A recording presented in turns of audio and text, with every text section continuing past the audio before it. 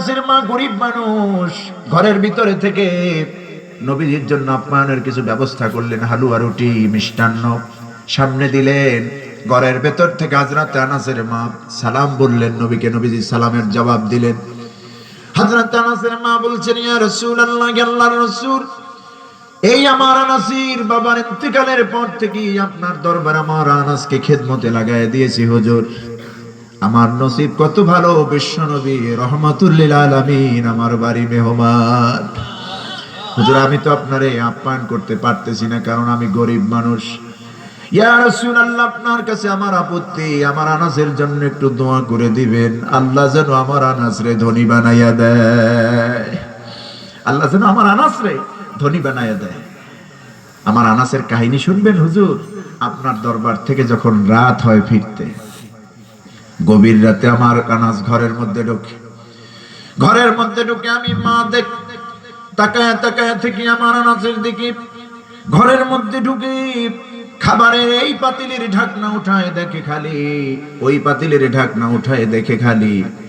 আমার আনাস কোনো খাবার না পাইয়া নিশ্চুপ করে ঘুমাইয়া যায় পেটে ক্ষুধা নিয়া। আমি যখন দেখি আমার আনাস না খাইয়া ঘুমাইছে, আমি মা চোখের পানি দিয়া বালিশ ভিজায় ফেলি। আমি আমার আনাসকে সামান্য খাবারের ব্যবস্থা করতে পারি না। ইয়া রাসূলুল্লাহ, আপনি আমার আনাসের জন্য দোয়া করবেন, আমার আনাসরে যেন আল্লাহ ধনী বানায়া দেয়। দোয়া করবেন নবীজি, আমিন বলবেন। আনাসের মা শুনবেন কে? নবীজি বলছেন, ও আনাসের মা শোনো, আনাসের এত দূর অবস্থা আমি তো জানি নাই, আগে বললেই তো হতো, আল্লাহ রাব্বুল আলামিনের কাছে দোয়া করতাম। আচ্ছা, আমি এখন দোয়া করতেছি, তুমি শুধু আমিন বলবে। নবীজি তিনটা স্তর দোয়া করলেন, তিনটা অংশে দোয়া করলেন আল্লাহর কাছে। আল্লাহুম্মা রযুকহু মালান ওয়া ওয়ালাদান ওয়া বারিক আলাইহি। আয় আল্লাহ, তুমি আমার আনাসকে ধনী বানায়া দাও, সম্পদশালী বানায়া দাও, অনেক সন্তানের পিতা বানায়া দাও, তার প্রতি রহম করো।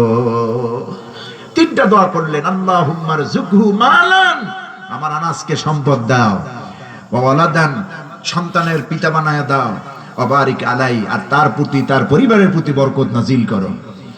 হযরত বিশ্বনবী দোয়া করলেন।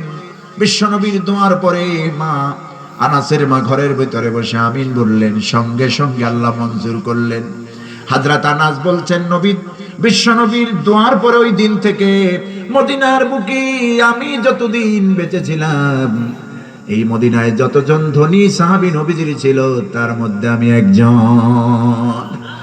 এত সন্তানের পিতা, এত বেশি সন্তানের পিতা আমি ছিলাম। তৎকালীন জামানায় আমার চাইতে বেশি সন্তানের পিতা এই মদিনায় আর কেউ ছিল না।